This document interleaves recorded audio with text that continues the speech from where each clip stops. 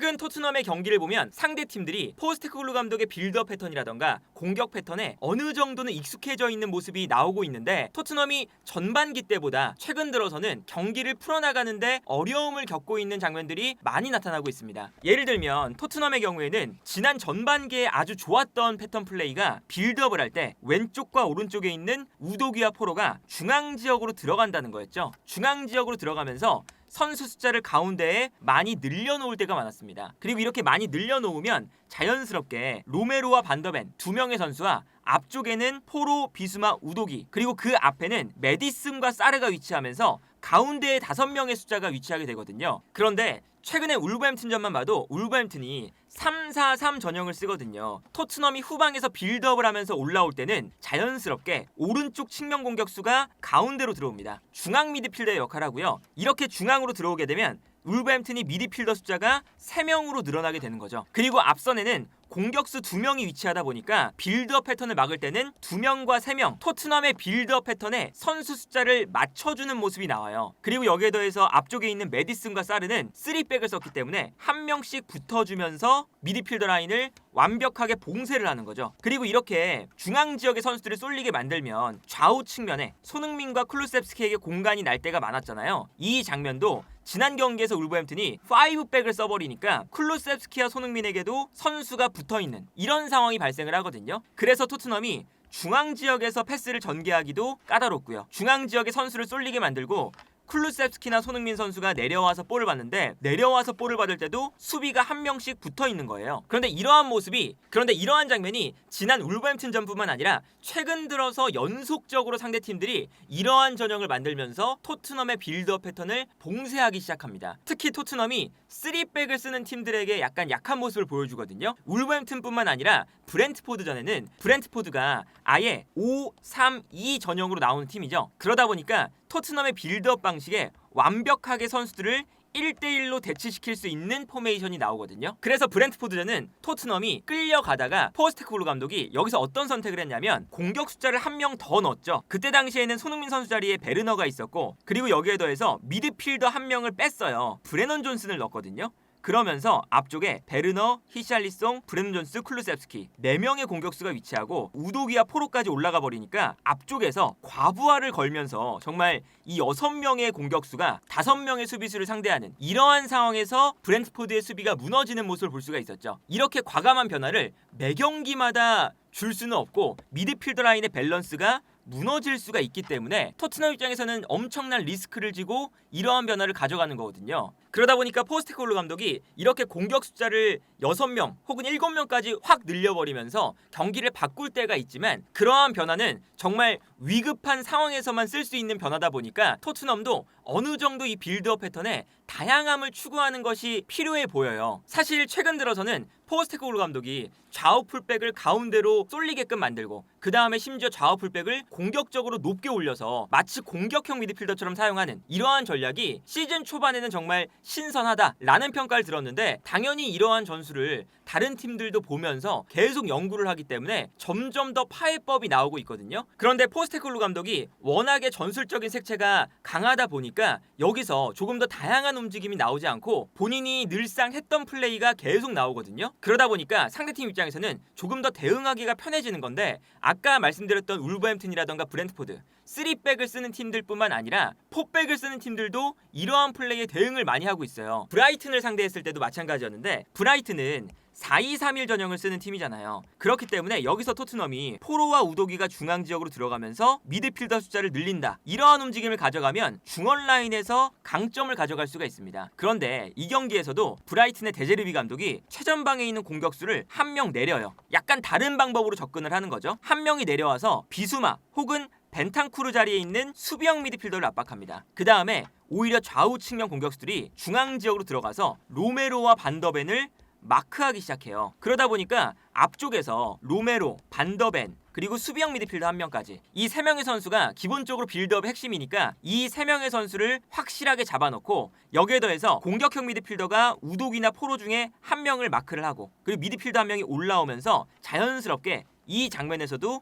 똑같이 울버햄튼이나 브라이튼처럼 2명과 3명, 이 앞쪽에 있는 5명을 완벽하게 봉쇄를 하거든요. 그 다음에 수비수 한 명이 올라오면서 브라이튼도 토트넘을 상대할 때 모든 선수를 따라갈 수 있는 이러한 전형을 잘 만들어놨었거든요. 그러다 보니까 실제로 브라이튼전에서 공격수가 한 명 내려가서 수비형 미드필더를 봉쇄를 하고 있으니까 여기서 패스를 주고받다가 문제가 생기는 경우가 많이 나타났었죠. 그래서 울버햄튼전을 다시 보면 이제 이런 장면이 나오는 거예요. 오른쪽에 있었던 사라비아가 중앙으로 들어가고 네투가 가운데로 들어가면서 네투와 황희찬, 사라비아가 중앙으로 들어가니까 3명의 미드필더 라인이 만들어지죠. 3-2의 미드필더 라인이 만들어지고 이러한 플레이가 토트넘의 공격 방식을 확실하게 방해할 수 있는 전형이다 보니까 토트넘을 상대한 팀들이 다 저렇게 나오기 시작하고 있거든요. 그리고 꼭 저렇게 나오지 않더라도 브라이튼처럼 토트넘의 공격 방식을 막을 수 있는 다양한 변형을 통해서 토트넘을 상대하는 플레이들이 계속 발전이 되고 있는데, 그래서 포스테코글루 감독도 상대팀들이 이렇게 토트넘의 빌드업 방식에 대응하기 시작하니까 조금 더 다양한 빌드업 방식을 보여줄 필요가 있거든요. 그러니까 예를 들면 과르디올라 감독 같은 경우에는 좌우 풀백을 중앙 지역으로 들어오게끔 만드는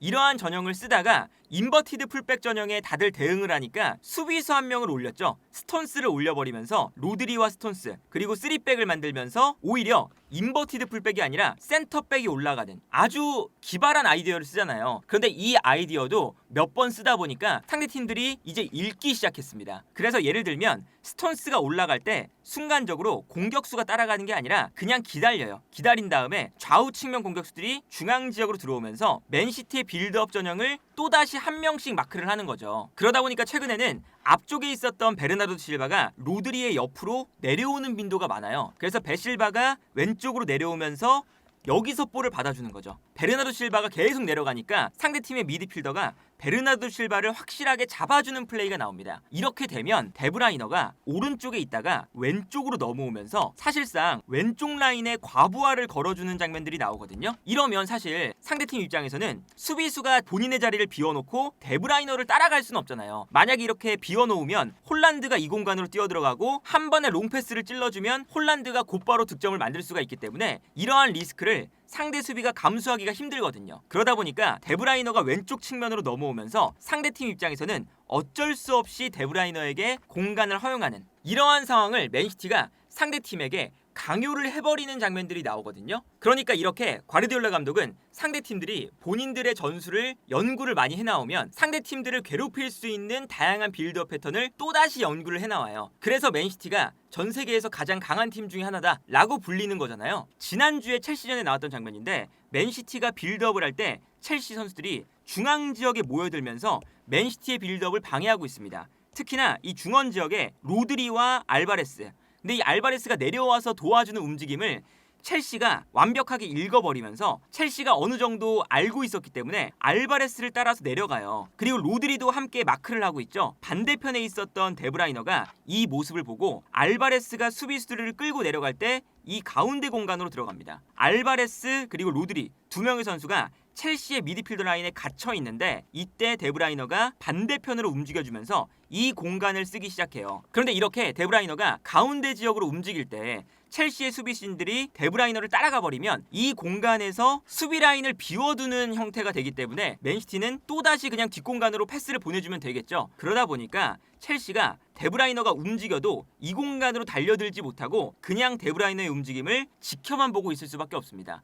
그래서 이 공간으로 패스가 들어가고 데브라이너가 여기서 볼을 잡게 되는 장면들이 나오거든요. 이런 것처럼 포스테코글루 감독도 상대팀들이 본인의 축구에 약간 대응을 하기 시작했으니까 조금 더 다양한 빌드업 패턴을 만들어갈 필요가 있어 보이고요. 토트넘의 공격 패턴도 어느 정도 읽힌 게 있어요. 어떤 거냐면 토트넘의 공격 패턴은 기본적으로 좌우 측면에 있는 선수들이 중앙 지역으로 들어오죠. 아무래도 상대 수비가 중앙에 쏠려 있으니까 측면 공간을 넓게 쓰죠. 측면 지역으로 패스가 가요. 상대 수비수가 쿨루세프스키와 손흥민을 따라 끌려 나오면 그 공간을 토트넘이 메디슨과 사르 혹은 포로와 우도기 중앙 지역에 있는 선수들이 침투를 해 들어가면서 활용을 하게 되죠. 이제는 상대팀들이 손흥민과 쿨루세프스키가 측면으로 넓게 벌려주는 게 이 공간을 만들어서 침투하는 선수들을 활용하기 위한 패턴이구나 라는 걸 알아서 최근에는 끌려나가지 않을 때가 많습니다. 그냥 측면 지역에서 손흥민이나 쿨루세프스키가 덩그러니 놓여있고 여기서 볼을 잡은 다음에 어쨌든 득점을 하려면 이 안쪽 공간으로 들어가야 되니까 오히려 수비가 밀집한 지역으로 들어갈 때가 많아져요. 그러다 보니까 최근에 토트넘의 공격 패턴이 매우 답답하거든요. 그리고 어떤 팀들은 3백 혹은 5 혹은 6백까지 쓰면서 수비 라인의 선수 숫자를 애초에 많이 늘려버리거든요. 그러면 손흥민과 쿨루셉스키를 따라가는 선수들이 있다고 하더라도 중앙 지역에 이미 선수들이 배치가 되어 있기 때문에 공간이 발생하지 않는다는 거죠. 그리고 지난 경기에서는 울버햄튼이 마지막에 어떤 수비를 펼치냐면 5백을 만들어 놓고 앞선에도 4명의 미드필더를 촘촘하게 중앙에 밀집시켜버립니다. 5-4-1의 전형이 됐거든요. 이렇게 두는 이유는 토트넘도 당연히 3백을 상대할 때가 많다 보니까 안쪽으로 뛰어들어가는 선수가 메디슨 혹은 사르 한 명의 선수가 또 미끼 역할을 하면서 수비를 끌고 나갈 때 이때 뒤쪽에 있는 선수들이 또 뛰어가거든요. 근데 이렇게 뛰어들어갈 때 이미 미드필더 라인의 선수 숫자가 많으니까 뛰어들어가는 선수의 움직임을 따라갈 수 있다는 거죠. 토트넘에게 최대한 이 공간을 내주지 않는 정말 극단적인 수비 방법을 쓰면서 토트넘이 공격을 풀어나가는데 되게 어려움을 많이 겪었었어요. 예를 들면 이제 이런 장면입니다. 이 장면을 보시면요. 손흥민 선수가 측면에서 볼을 받아요. 상대 측면 수비수가 손흥민을 향해 끌려 나오죠. 중앙 지역으로 메디슨